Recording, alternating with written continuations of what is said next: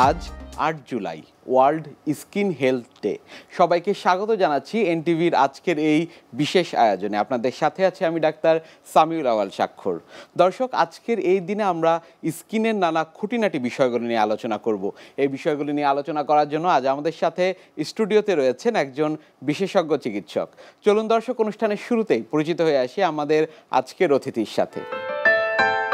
Doctor Tawhida Rahman Irin ১৯৭৮ সালের November মাসে গাইবান্ধা জেলায় জন্মগ্রহণ করেন।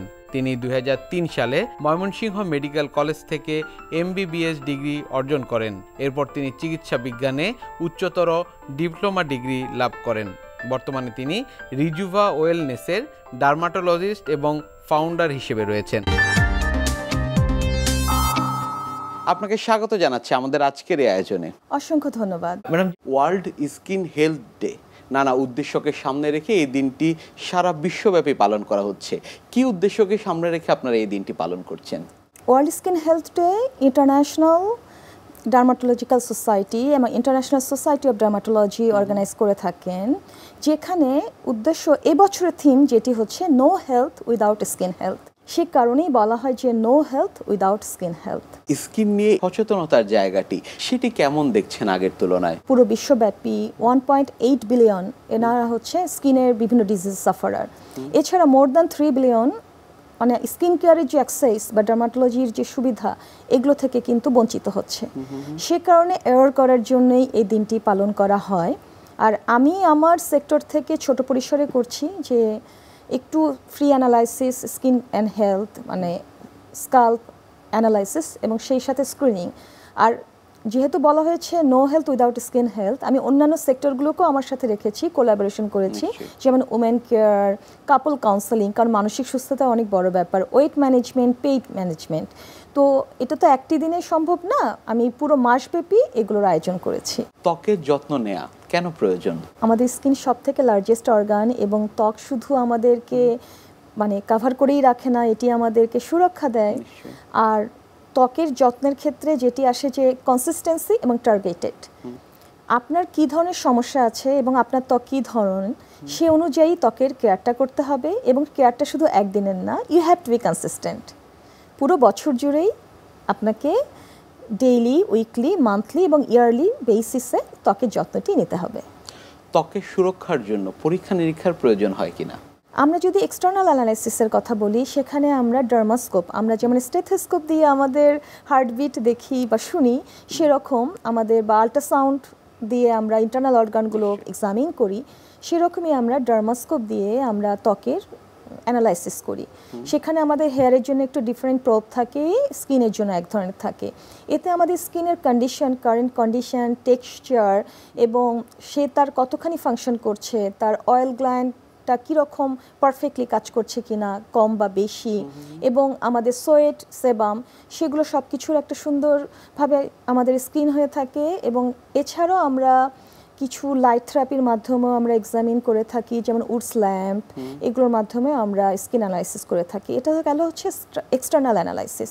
এছাড়া ইন্টারনাল অ্যানালাইসিসের মাধ্যমেও আমরা পুরো বডি স্ক্রিনিং করে থাকি। অনেকেই আমরা জানি না যে ব্লাড টেস্ট মানে শুধু হয়তো বা কোনো টার্গেট কোনো অর্গ্যানের জন্য আমরা করি, লিভার ফাংশন টেস্ট বা কিডনি ফাংশন টেস্ট। আমরা কিন্তু পুরো বডির স্কিন কি কন্ডিশনে আছে এটার জন্য আমরা একটা রুটিন চেক আপ করে থাকি। যেমন ভাইটামিন ডি টেস্ট, এটা হয়তো ভাবে যে বোন ডেন্সিটি বা বোনস কি কন্ডিশনে আছে সে কারণে, কিন্তু ওই ভাইটামিন ডি কিন্তু অন্যান্য হরমোনগুলোকে রেগুলেট করে। ইভেন আমাদের যে ফিমেল হরমোন সেগুলোকেও রেগুলেট করে, মেল হরমোনকে রেগুলেট করে। আমাদের যে হেয়ার লস, স্কিনের এজিং প্রসেস, আমাদের মাসেলের ডেন্সিটি, সব কিছু এই হরমোনের উপর নির্ভরশীল। সেজন্য আমরা কিন্তু ভাইটামিন ডিটি করে থাকি। এরপরেও অ্যালার্জি প্যানেল টেস্ট, অ্যালার্জির সাথে আমাদের স্কিন অনেকখানি রিলেটেড, কারণ অ্যালার্জিতে আমাদের বডিতে প্রদাহ হয়। প্রদাহের ফলে আমাদের পিগমেন্টেশন বেড়ে যায়, সেলগুলো আনহেলদি হয়ে যায় এবং একটা ইনফ্লামেশনের ফলে যে এইজিংটাকে হয় একে আমরা বলি ইনফ্লামেজিং। তো এগুলোকেও টার্গেট করার জন্য কিন্তু আমরা অ্যালার্জি প্যানেল টেস্ট করে থাকি।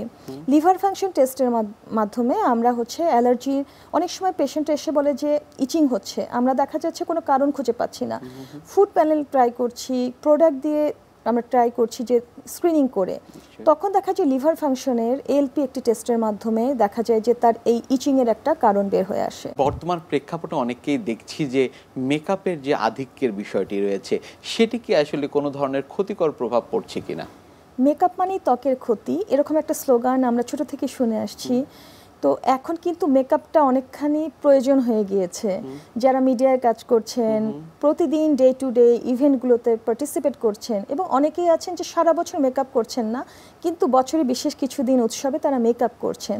তো মেকআপের ক্ষেত্রে আমরা ডার্মাটোলজিস্টরা অ্যানালাইসিস করে এখন বলেছি যে মেকআপ করা ক্ষতি না, মেকআপ করার সময় এবং করার আগে স্কিনকে প্রিপেয়ার করতে হবে এবং কিছু নিয়ম কানুন মেনে চলতে হবে।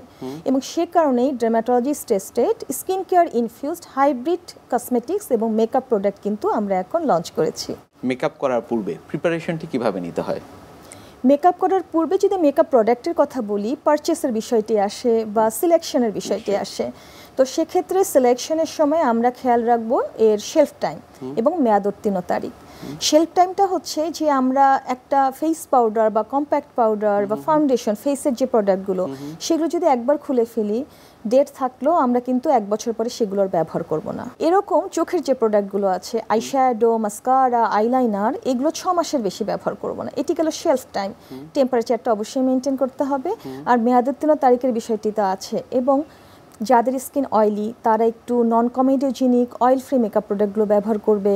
সেন্সিটিভ সেফ স্কিন কেয়ার প্রোডাক্টও পাওয়া যায়, সেগুলো ব্যবহার করবে।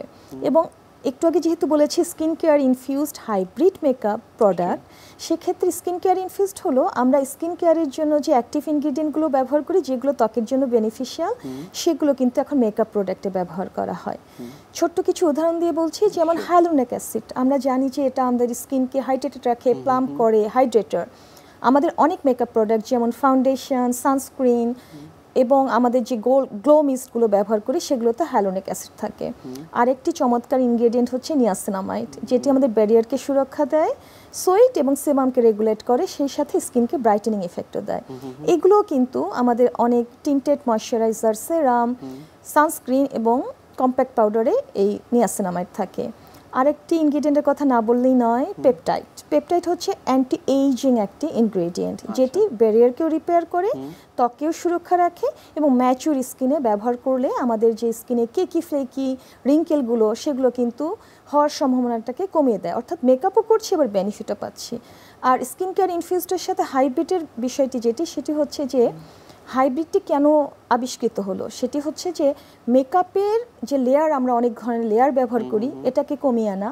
যারা প্রতিদিন মেকআপ করে তারা মেকআপ করতে করতে কাহিল হয়ে যায়, তাদের ত্বক যেন ক্ষতিগ্রস্ত না হয়, একটি প্রোডাক্ট অনেকগুলো পারপাস সার্ভ করে।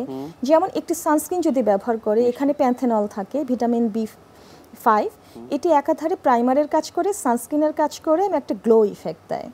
এবং তেমনটি হচ্ছে কম্প্যাক্ট পাউডার, যেখানে SPF থাকে, সেরামাইড থাকে এবং হ্যালুরোনিক অ্যাসিড থাকে। এটি একই দিকে আমাকে কম্প্যাক্ট পাউডারের কাজ করছে, অয়েল কন্ট্রোলও করছে, আবার SPF প্রোটেকশনও দিচ্ছে।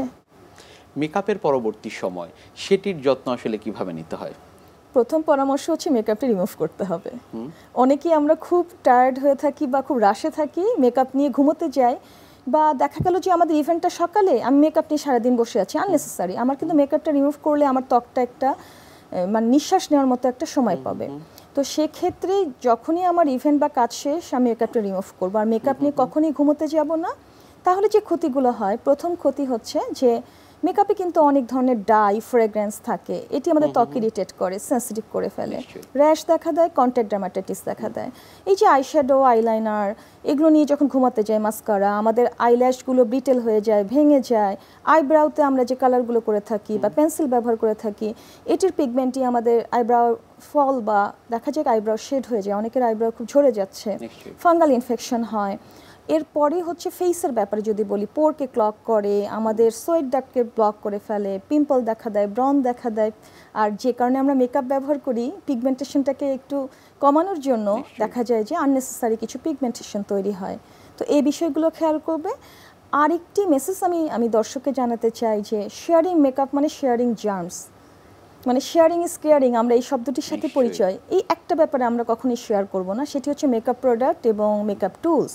তাহলে হবে কি, আমি জার্ম শেয়ার করছি এবং এই মেকআপ প্রোডাক্টগুলো দেখতে ক্লিন লাগছে, কিন্তু এগুলো হচ্ছে বলে যে ব্রিডিং গ্রাউন্ড যে কোনো জার্মের জন্য, ব্যাকটেরিয়া, ভাইরাস এবং ফাঙ্গাস।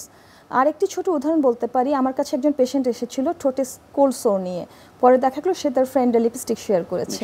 এরকম হরহামেশা হয়েই থাকে। আমরা আপনার কাছ থেকে শুনছিলাম যে স্কিনের যত্ন কিভাবে আসলে নির্ধারণ করতে হয়, সেটি হচ্ছে আগে এবং পরবর্তী সময় নানা ধরনের প্রিপারেশনের প্রয়োজন রয়েছে।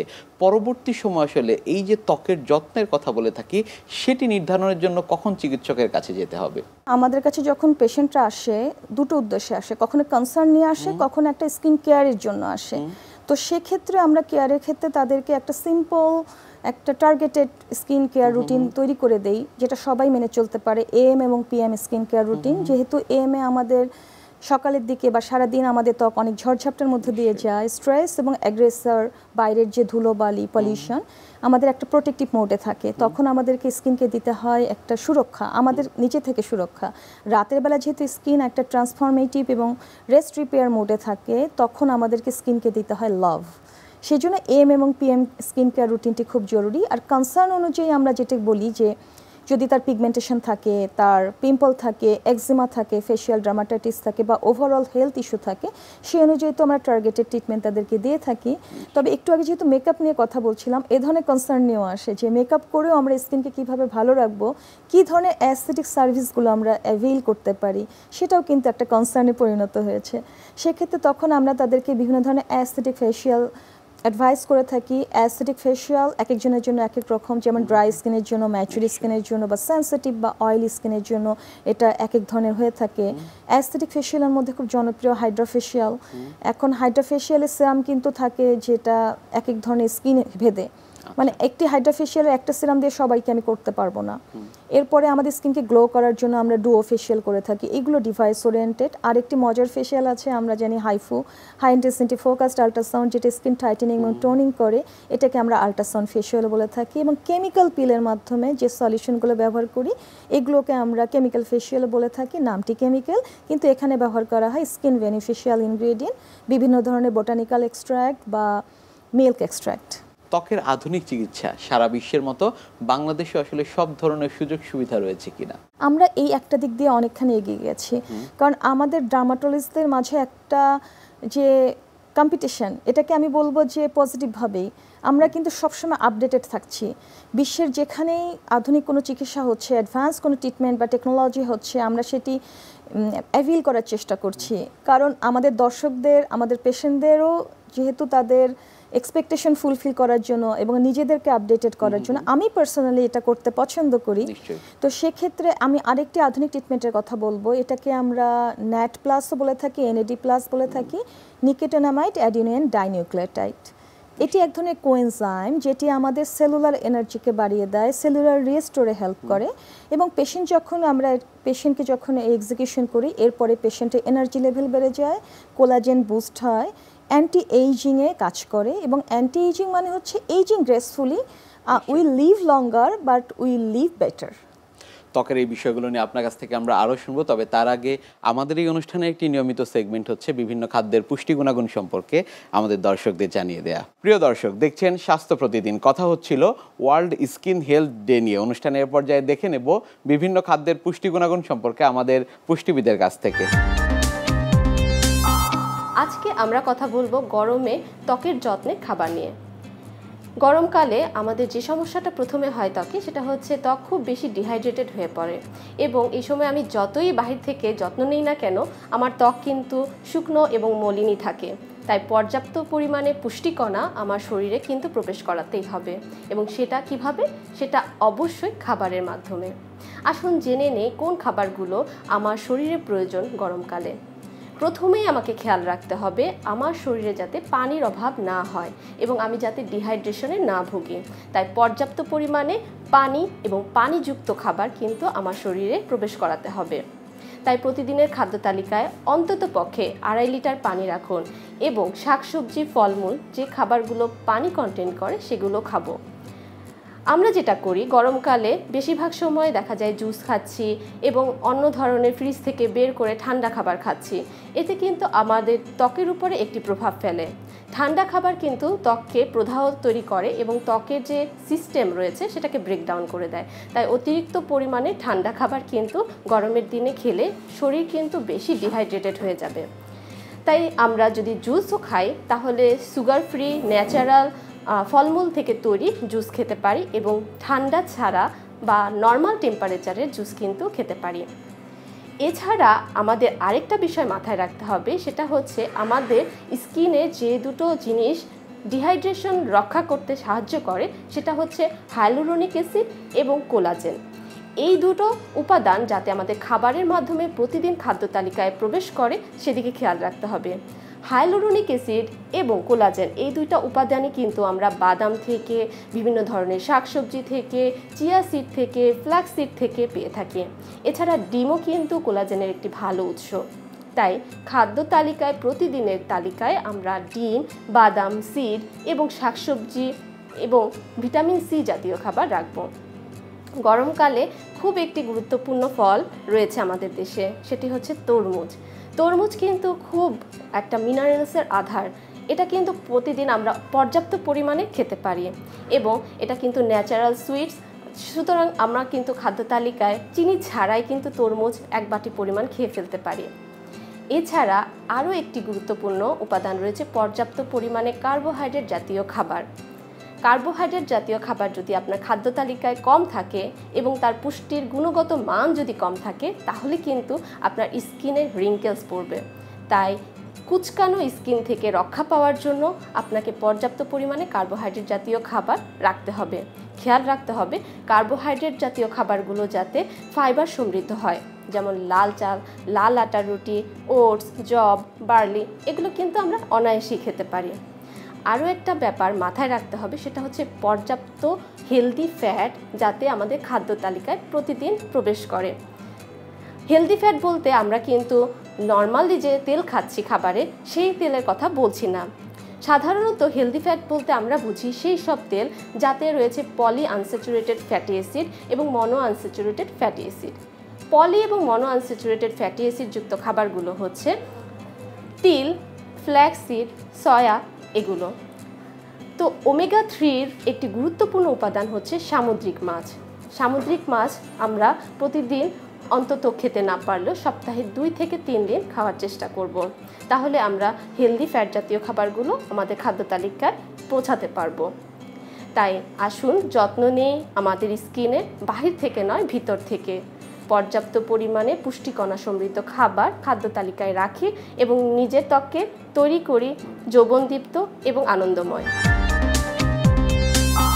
ত্বকের বিষয়ে সচেতনতার জন্য দর্শকদের উদ্দেশ্যে আপনার কিছু বলবার রয়েছে কিনা? দর্শকদেরকে আমি একটা রুল ফলো করতে বলবো প্রতিদিনের। এটাকে আমরা ডমিনেন্ট রুল বলতে পারি। এটাকে আমি 10 to 1 রুল হিসাবে সাজিয়েছি। সেটা হচ্ছে 10 গ্লাসেস অফ ওয়াটার। সেটা হচ্ছে হাইড্রেটিং ড্রিঙ্ক যে কোনো হতে পারে। এর সাথে আপনি জিঞ্জার টি বা turmeric tea, green tea add করতে পারেন এবং সবার প্রিয় কোকোনাট ওয়াটার। 9 হচ্ছে যে 9000 স্টেপস, আমরা 9000 স্টেপস প্রতিদিন হাঁটার চেষ্টা করব। এটা আমাদেরকে অ্যাক্টিভ রাখবে। আর যদি এটা সম্ভব না হয় আমরা 40 মিনিটস এক্সারসাইজ করব, যে কোনো হালকা এক্সারসাইজ বা মিডিয়াম পোটেন্স এক্সারসাইজ। এরপরে আসছে 8, সেটি হচ্ছে যে 8 মিনিটস মেডিটেশন। সেটি আপনি আপনার প্রেয়ার বা আপনার যে কোনো ধরনের রিচুয়াল ফলো করতে পারেন। 7 এখানে হচ্ছে যে আমি 7 আওয়ার্স কোয়ালিটি রেস্ট, সেটি হচ্ছে স্লিপ এবং এর সাথে আপনার যে কোয়ালিটি রেস্ট থাকে। 6 পোর্শন ভেজিটেবলস অ্যান্ড ফ্রুটস, আমি যে ফ্রুটস এবং ভেজিটেবলস এটা আমাদের মৌসুমি এবং স্থানীয় হতে হবে, সেটি আমার খাবারের সাথে ইনকর্পোরেট করব। 5 মিনিটস পজ, আমি প্রতিদিন টানা কাজ করি যদি, যেমন 1-1.5 ঘন্টা পর পর 5 মিনিটের একটা শর্ট ব্রেক নেব, এটি হচ্ছে 5 মিনিটস পজ। 4 টাইমস আমি হচ্ছে স্ক্রিন থেকে নিজেকে দূরে রাখবো, এটাকে আমরা স্কিন ডিটক্সিফিকেশন বলি। সেটি হচ্ছে খাবার সময়, ঘুমানোর আগে এবং ঘুম থেকে উঠে এবং ফ্যামিলির সাথে আপনি যখন কোয়ালিটি টাইম স্পেন্ড করবেন। 3 টাইমস হেলদি মিলস, সেটা হচ্ছে আমাদের ব্রেকফাস্ট, লাঞ্চ এবং ডিনার। এর সাথে আপনি কিন্তু 6 পোর্শন ভেজিটেবলস এবং ফ্রুটসকে ইনকর্পোরেট করতে পারেন। 2 Times skin care routine, consistent skin care routine, যেটি আমি বলেছি AM এবং PM।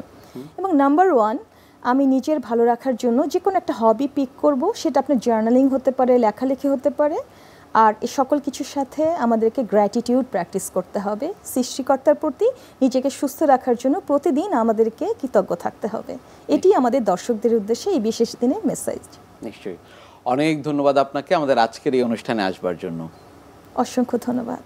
প্রিয় দর্শক, এতক্ষণ দেখছিলেন স্বাস্থ্য প্রতিদিন। কথা হচ্ছিল ওয়ার্ল্ড স্কিন হেলথ ডে নিয়ে। আশা করি আমাদের এই গুরুত্বপূর্ণ তথ্যগুলো আপনাদের অনেক বেশি উপকারে আসবে। অনুষ্ঠানের পর্যায়ে দেখে নেব কি থাকছে আগামী পর্বে স্বাস্থ্য প্রতিদিন অনুষ্ঠানে। যে জ্বরের সাথে মাথা ব্যথা হলে সেটার কারণ জ্বর হওয়ার সম্ভাবনাই বেশি। যেমন ডেঙ্গু কিন্তু অনেক মাথা ব্যথা করে, এছাড়া ইয়েলো ফিভার, ভাইরাল ফ্লু, এছাড়া চিকুনগুনিয়া, সবগুলোতে কিন্তু তীব্র মাথা ব্যথা হতে পারে। ব্রেইনের কিছু রোগে যে মাথা ব্যথা হতে পারে না তা না, মেনিনজাইটিস, এনকেফালাইটিস, মেনিনগো এনকেফালাইটিস, এগুলো তো মাথা ব্যথা হয়, কিন্তু কমন কারণগুলোকে আমাদেরকে সবার সামনে রাখতে হবে। বিশ্বের যে কোনো প্রান্ত থেকে যে কোনো সময় আপনাদের পছন্দের অনুষ্ঠান স্বাস্থ্য প্রতিদিন দেখতে ভিজিট করুন আমাদের পূর্ণাঙ্গ ওয়েব পোর্টাল www.ntvbd.com-এ। এছাড়া এনটিভি সব জনপ্রিয় অনুষ্ঠান ও খবরের আপডেট পেতে ভিজিট করুন আমাদের ইউটিউব চ্যানেল ও ভেরিফাইড ফেসবুক পেজে। আজ এখানেই শেষ করছি, আগামীতে আবারও দেখা হবে। সে পর্যন্ত আপনারা সবাই ভালো থাকুন, সুস্থ থাকুন, এনটিভির সাথেই থাকুন। আল্লাহ হাফেজ।